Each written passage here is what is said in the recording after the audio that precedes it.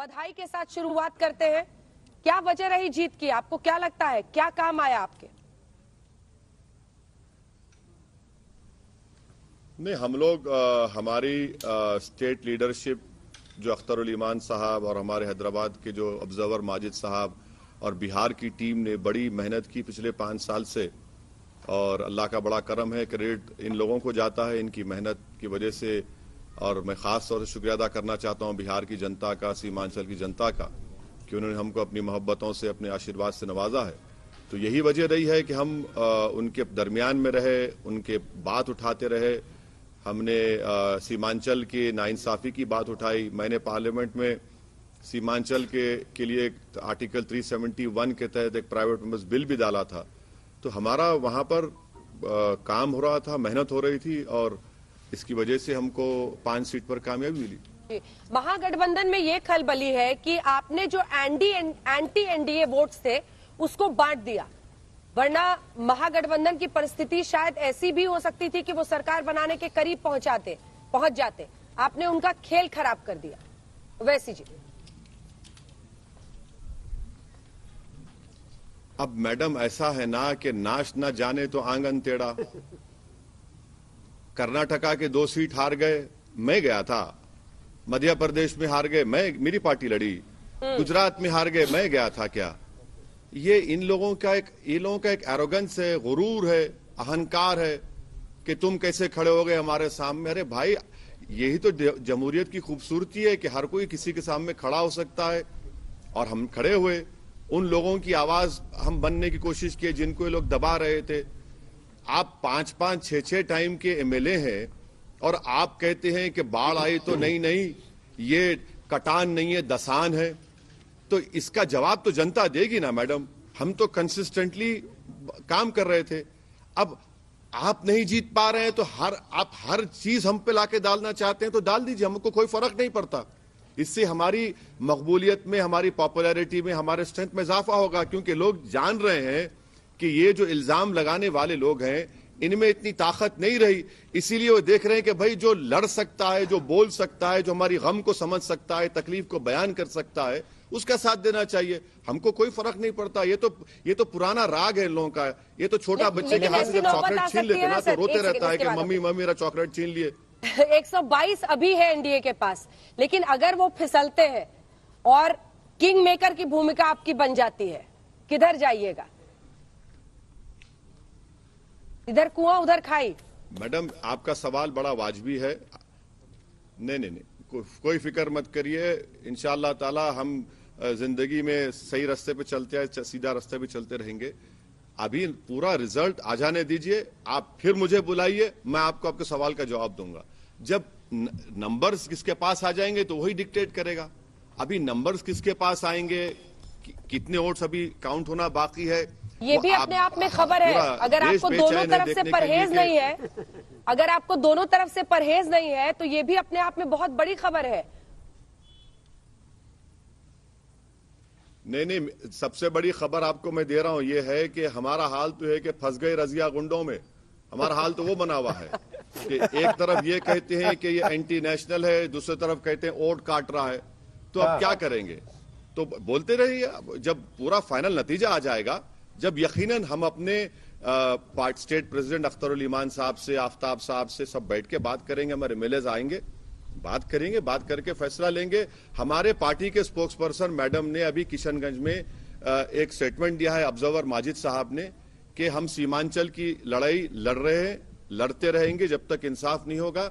और हम कभी भी सही मानों में जो सेकुलरिज्म है उस पर कभी कॉम्प्रोमाइज नहीं किया। ये हमने स्टेटमेंट दिया हमारे पार्टी के ऑब्जर्वर माजिद हुसैन ने भी। लेकिन ओवैसी साहब, आपका मकसद था रोकना उनको जो आपको एंटी नेशनल कहते हैं, लेकिन आपकी मजबूती से अब ऐसा लगता है कि रुक रहे हैं वो जो वैचारिक तौर पर आपके ज्यादा नजदीक लगते हैं। बेहतर नहीं होता अगर आप लोग साथ ही मिलकर मैदान में होते तो शायद तस्वीर कुछ और होती?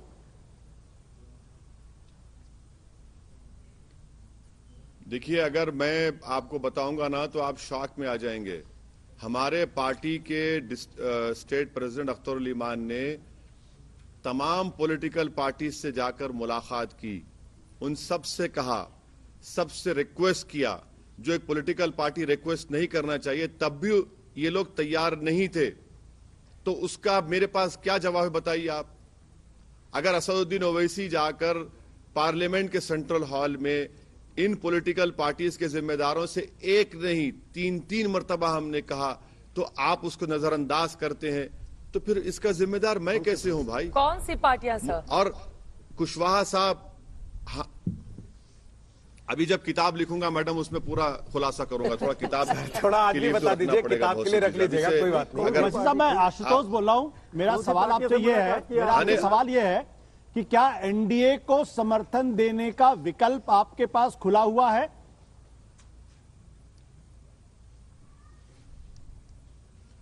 देखिए आशुतोष साहब, आप एक जर्नलिस्ट भी रह चुके हैं, आप पार्टी में पॉलिटिशियन भी रहे, अब दोबारा आजकल आप पॉलिटिकल एनालिस्ट बने हैं।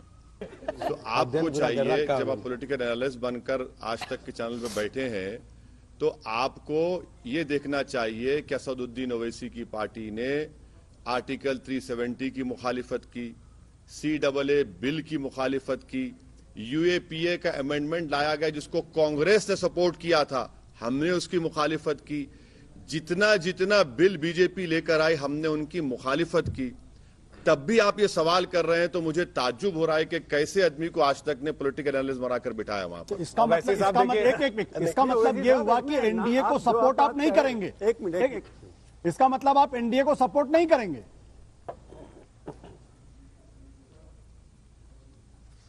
अब इसका मतलब जो है, आप जो निकालना है निकाल लीजिए। मैं आपसे फिर से अर्ज कर रहा हूं हाँ या ना में कि जवाब है जब इसमें। फाइनल रिजल्ट आ जाएगा। नहीं सर, आप क्या कोई माफिया के लीडर हैं कि मेरे सर को बंदूक लगा के बोलेंगे बोल दिया जाए वरना हम गोली चला आपका देंगे? जो गुस्सा है उससे ही लग रहा है कि आप हाँ या ना में जवाब नहीं देना चाहते। ये तो नहीं होगा ना। ओवैसी जी, अगले सवाल पर अब आते जब हैं। हमारे मुसलमानों में शादी हो, सुनिए, जब बोलिए बोलिए मैं इनके हाँ और ना का जवाब देना चाहता हूँ। जब बिल्कुल जवाब दीजिए, मुसलमानों में आपने शादी जवाब होती दे दिया है, तो दरअसल। तब दूल्हे से दुल्हन से पूछा जाता है हाँ या ना। ये तो कोई शादी नहीं है ना, ये तो एक इलेक्शन हुआ है। अभी तो रिजल्ट पूरा आ जाने दीजिए, फिर आपको बताया जाएगा। असद साहब, हो सकता है पता उनको भी है, लेकिन विकल्प उनके आपके मन खुले में हुए हैं। तसल्ली आपके मुंह से सुन के मिलनी है, इसलिए भी पूछ रहे हो सकते हैं कि हाँ या ना कर दीजिए। नहीं, विकल्प खुले में चलिए, साफ बात है। अगली तरफ बढ़ते हैं, आगे अगले सवाल पर पहुंचते हैं। ओवैसी साहब, देखिए अब जो परिस्थिति है वो बहुत ऐसी जगह पर आप खड़े हैं जहां पर अगर आप देखें तो सेक्युलर फोर्सेस, जिसका हवाला आप हमेशा देते हैं, अब सेक्युलर फोर्सेस को अगर एक साथ आना है तो पहले भी आपने कई बार कोशिशें की कि कांग्रेस हो या ऐसी पार्टियां हो उनके साथ आप बात करें, लेकिन वो क्यों बार बार परहेज करती हैं आपसे? और अगर मेरा गेस सही है तो सर, कांग्रेस पार्टी को ही अप्रोच किया होगा आपने कि मिलकर लड़ा जाए, लेकिन कांग्रेस तो आप ही को टीम भी कहने लगती है। नहीं, वैसा कुछ नहीं है। मैं वैसा अप्रोच किसी से किया नहीं। मुझे कोई फर्क नहीं पड़ता मैडम, टीम ए कहिए, बी कहिए, सी कहिए, क्या क्या कहना कह दीजिए। बल्कि डिक्शनरी में एक नए वर्ड का इजाद करके बोलिए, मुझे कोई फर्क नहीं पड़ता। मैं आपके इस प्रोग्राम में कह रहा हूं कि मैं बंगाल का इलेक्शन लड़ूंगा, क्या करेंगे आप? मैं लड़ूंगा, यूपी का भी लड़ूंगा 2022 में, हर जगह लड़ूंगा मैं। जीत हार तो जनता तय करेगी, मेरे मुकद्दर में तो होगा। मगर ये जो इनका अहंकार है ना कि आप क्यों लड़ते हैं, हमको नुकसान होता है। अरे भाई, क्या जनता के आपकी गुलाम है? आप नहीं हरा सक रहे बीजेपी को, आप में ताकत नहीं है, आपकी वजह से जीत जाते हैं, आप इतने ज्यादा सीटें ले लेते हैं। तो ये इसका तो हमको फिक्र नहीं है। ये तो लड़ना है, हमारा काम लड़ना है। हमको तो डेमोक्रेसी में पॉलिटिकल स्ट्रगल करने हमको आता है, दूसरा तो कुछ आती ही नहीं हमको। मुस्लिम बहुल इलाकों से आगे कब असदुद्दीन ओवैसी की पैठ बढ़ेगी?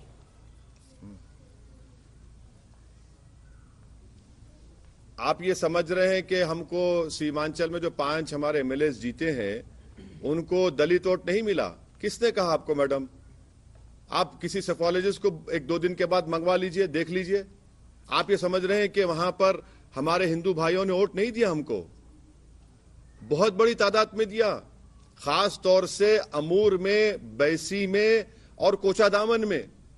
ये एक मिजाज बन गया है कि नहीं वो इनको ये हिंदू विरोधी है। कहां हिंदू विरोधी हैं? मैं तो आपकी जिम्मेदारी के साथ कह रहा हूं कि इन 5 असेंबली कॉन्स्टिट्यूंसीज में हमारे दलित भाइयों का वोट मिला है और हमारे हिंदू भाइयों का भी वोट मिला है। तो ये बोलना, अच्छा औरंगाबाद में इम्तियाज जलील एमपी बने, आप बताइए मैडम कितने मुसलमान हैं वहां पर? और 23 साल के शिवसेना के एमपी को इम्तियाज जलील ने हरा दिया, इस पर कोई बात ही नहीं करता। असद साहब, अब देखिए बिहार में ठीक ठाक परफॉर्मेंस कहलाई जाएगी एक ऐसी जगह पर जहां चिराग पासवान भी अभी तक जो जानकारी आई वो खाता नहीं खोल पाए हैं, वहां पर 5 सीट। थोड़ा गदगद तो आप महसूस कर रहे होंगे क्योंकि 114 पर वो अटके हुए हैं, तो ये 5 आपका हो जाए, इधर उधर से कुछ हो जाए, तो ऐसे कुछ किसी ने अप्रोच वगैरह किया है क्या? नहीं, जो जब कभी कोई अप्रोच करेगा मैं फौरन कश्यप के शो में आकर उसका इंकशाफ कर दूंगा, डिस्क्लोज कर दूंगा। अभी तक तो कोई नहीं किया। ठीक है, और अभी जो तस्वीर आपको दिख रही है उसमें एनडीए की परफॉर्मेंस पर क्या कहिएगा? क्योंकि एनडीए में देखिए भारतीय जनता पार्टी ने जबरदस्त परफॉर्मेंस की है। आपने हर मुद्दे पर, लॉकडाउन से लेकर जितने भी फैसले बीजेपी के रहे हैं सब पर उनकी मुखालफत की है, लेकिन उनकी परफॉर्मेंस बड़ी अच्छी रही। यानी मोदी जी का जादू चल रहा है, जिनके खिलाफ आप सुबह से लेकर रात तक बोलते हैं। नहीं मैडम, सुबह से लेकर रात तक बोलना भी कम है और बोलेंगे इंशाअल्लाह ताला, जब तक जिंदा रहेंगे बोलते रहेंगे। मगर ये भी तो बताना पड़ेगा एनडीए को कि 2019 के लोकसभा के चुनाव में एनडीए ने 222 असेंबली सीट जीते थे। 1.5 साल में मोदी का इतना ग्राफ गिर गया, ये भी तो सोचना पड़ेगा ना। इतना बड़ा ग्राफ गिर गया, ये इतना बुरा हाल हो गया उनका।